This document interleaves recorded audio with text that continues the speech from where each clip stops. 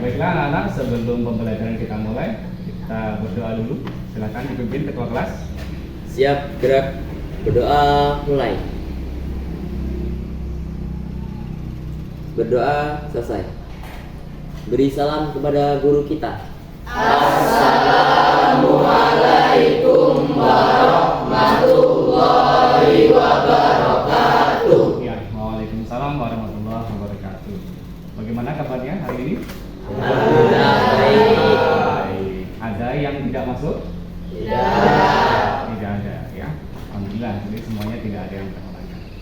Baik, sudah siap belajar hari ini? Siap. Siap belajar ya?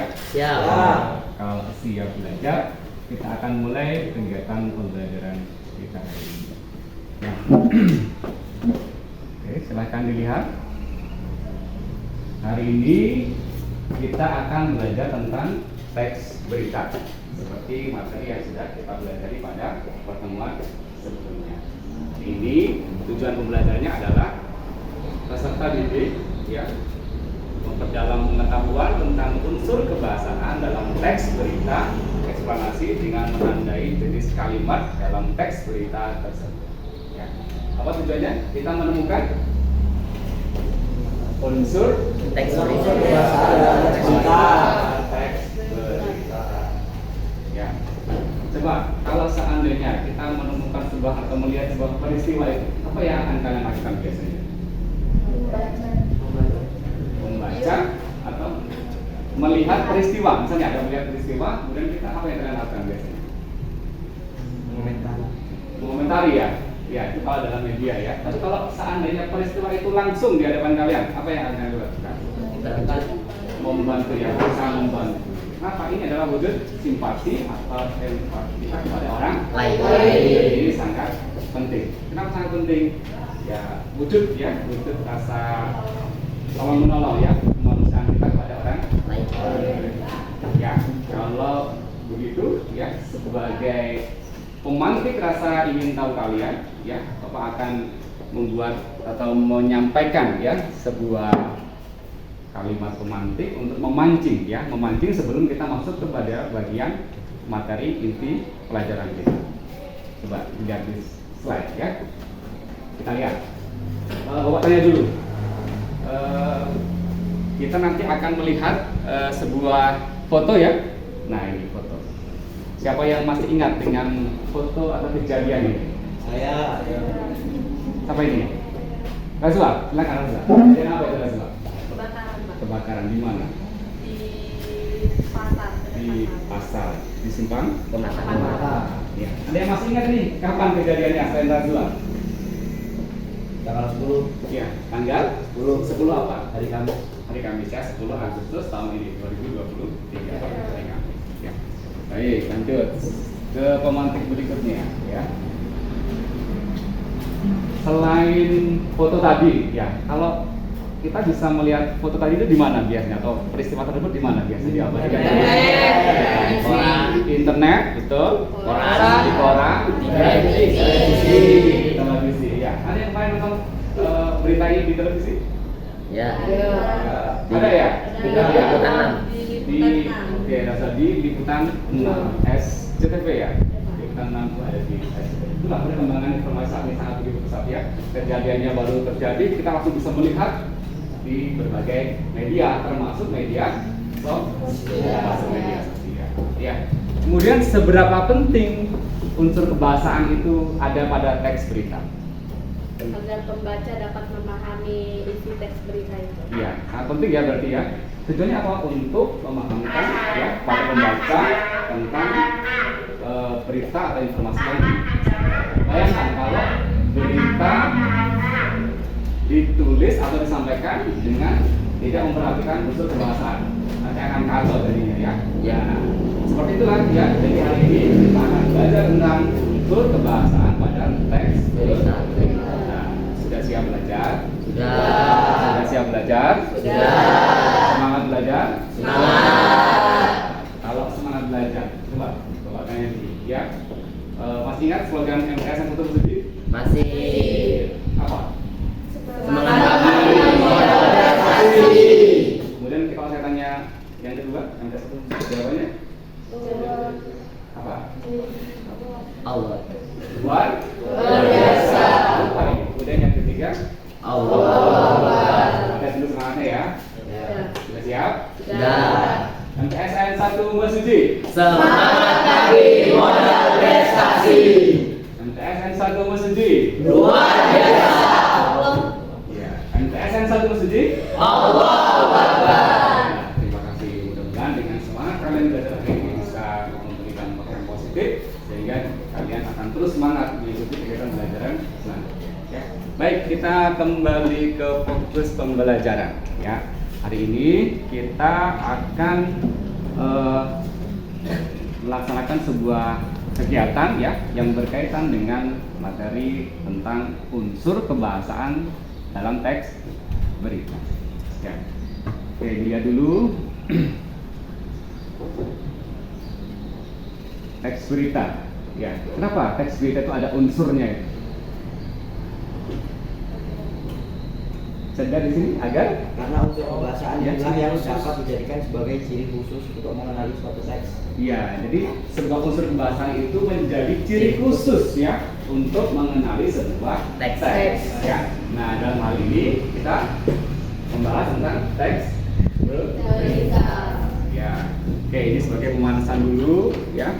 Silakan kita buka bukunya ya atau materi ajarnya. Silakan lihat bukunya. Handphone bisa digunakan ya, handphone bisa digunakan ya. Handphonenya digunakan dulu untuk sementara. Kita dalam rangka kegiatan mencari informasi. Silakan dicari ya unsur kebahasaan teks berita. Jadi ada berapa unsur kebahasaan? 5. Ada 5 unsur kebahasaan. Silakan cari yang di webnya Ruang Guru ya, di webnya yang Ruang Guru.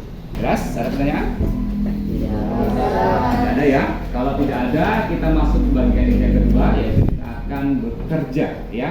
Jadi Bapak minta ya kalian akan bekerja sama dalam bentuk kelompok untuk menentukan atau mencari penggunaan unsur kebahasaan pada teks ya.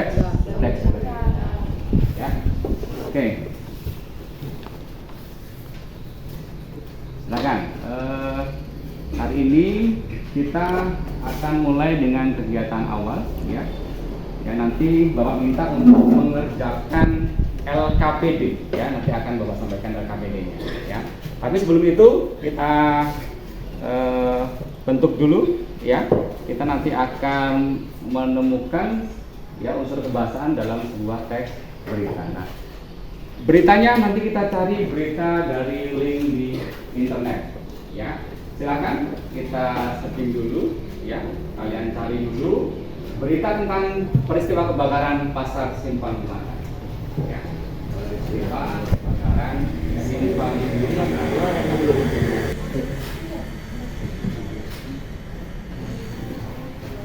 Kita akan Bapak atur atau organisasikan ya pembelajaran kita dengan membentuk kelompok ya. Ini Bapak sudah siapkan undian ya. Nanti silahkan kalian berkelompok sesuai dengan kata ya. Nanti Bapak akan menentukan sebuah kata. Kemudian nanti kalian ini sudah ada potongan huruf-huruf ya, nanti akan dibagi secara undian. Nanti kalian berkelompok sesuai dengan kata yang Bapak tentukan. Nah, katanya ini berhubungan dengan tanda baca dalam bahasa Indonesia ya. Ada yang bisa membantu ini untuk mengedarkan ke teman-temannya. Kita minta mengambil masing-masing satu ya. Sekarang satu kertas. Kalau sudah diambil, silakan berdiri, cari teman-temannya dengan kata yang kalian. Oke, silakan berdiri, membawa saja. Nanti gabungan.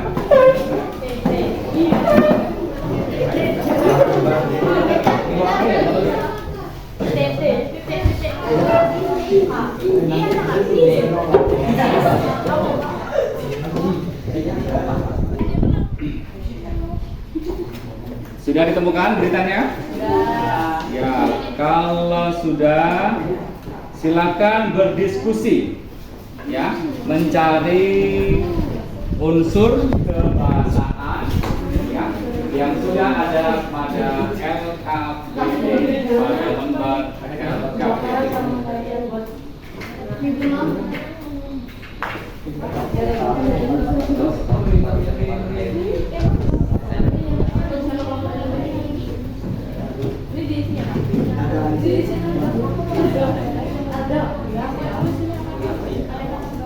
Ya, silakan dicari, diselidiki, ya, referensinya, ya, sumber beritanya ada berita Tribun Lampung.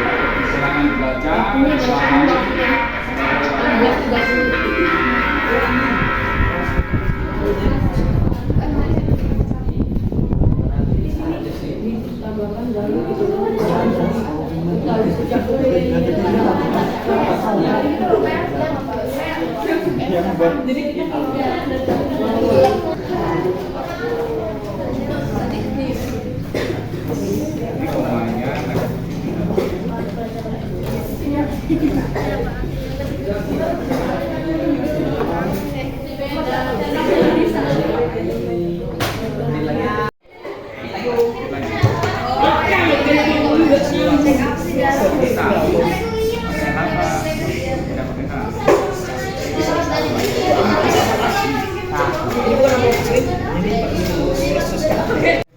bagaimana? Sudah selesai pekerjaannya? Sudah. Ya, baik. Kalau sudah selesai, nanti yang presentasi, ya. Kita mulai dari kelompok tanya. Ya. Silakan untuk kelompok tanya ke depan dan mempresentasikan hasil di kelompok. Silakan. Assalamualaikum warahmatullahi wabarakatuh. Waalaikumsalam warahmatullahi wabarakatuh. Kami dari kelompok tanya akan mempresentasikan tentang hasil diskusi kami tentang unsur kebahasaan pada teks berita. Unsur kebahasaan yang pertama ada kata baku. Penggunaan dalam kalimatnya ada di korsleting. Warga di Pasar Simpang Pematang, Kabupaten Mesuji, Lampung menduga kebakaran yang menghanguskan toko elektronik akibat korsleting listrik. Kata bakunya ada di korsleting. Yang nomor 2 ada kalimat langsung. Penggunaan dalam kalimat yaitu tanda petik dugaan si korsleting listrik, ya. Soalnya kebakaran itu terjadi saat toko sedang tutup, ujar Pak Darul. Yang nomor 3 ada kata kerja mental. Penggunaan dalam kalimatnya yaitu sejak diketahui ada dugaan kebakaran, warga sekitar berjibaku memadamkan api dengan air di rumah warga sekitar sembari menunggu mobil damkar. Yang keempat ada kata keterangan waktu dan tempat. Penggunaan dalam kalimatnya adalah kebakaran toko elektronik di Mesuji, Lampung diduga korsleting listrik, Kamis 10 Agustus 2023. Yang kelima ada konjungsi temporal, yaitu kemudian Darul menerangkan selain toko elektronik juga menyasar toko jasa antar paket barang di sebelahnya. Konjungsi temporalnya terdapat di kemudian.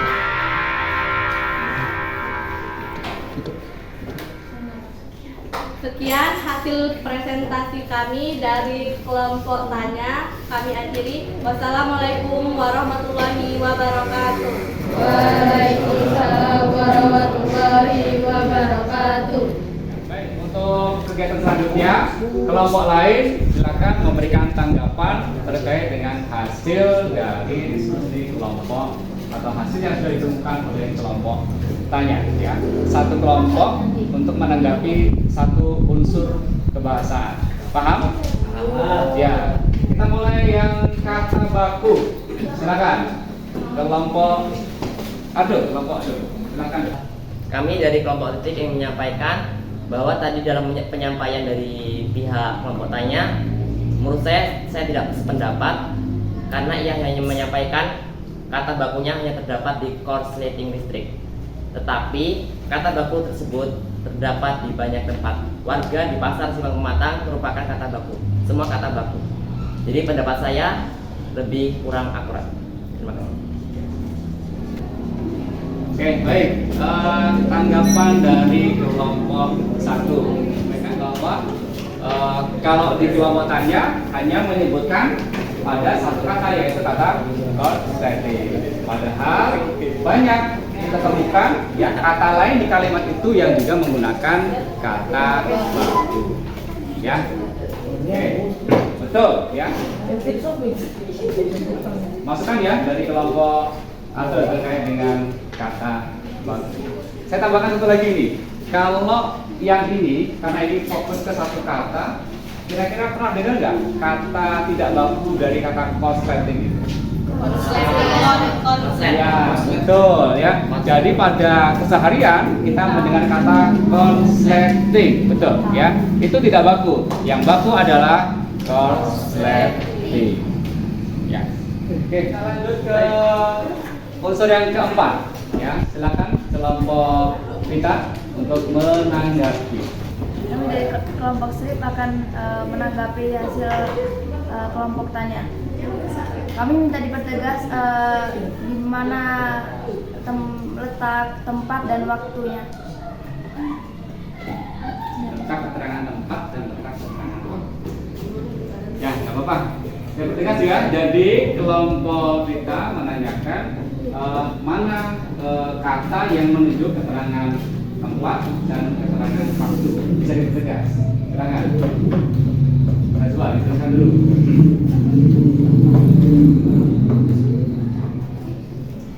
Tepatnya di Mesudi Lampung, waktunya Kamis 10 Agustus 2020.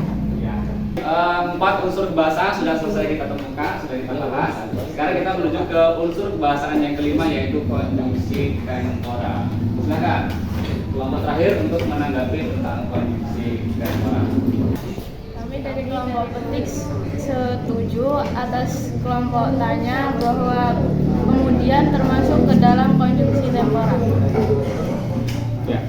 Oke, terima kasih dari kelompok petik yang sudah menyampaikan tanggapannya, bahwa mereka juga sepakat bahwa contoh kata kemudian hasil identifikasi dari kelompok tanya termasuk kategori konjungsi temporal.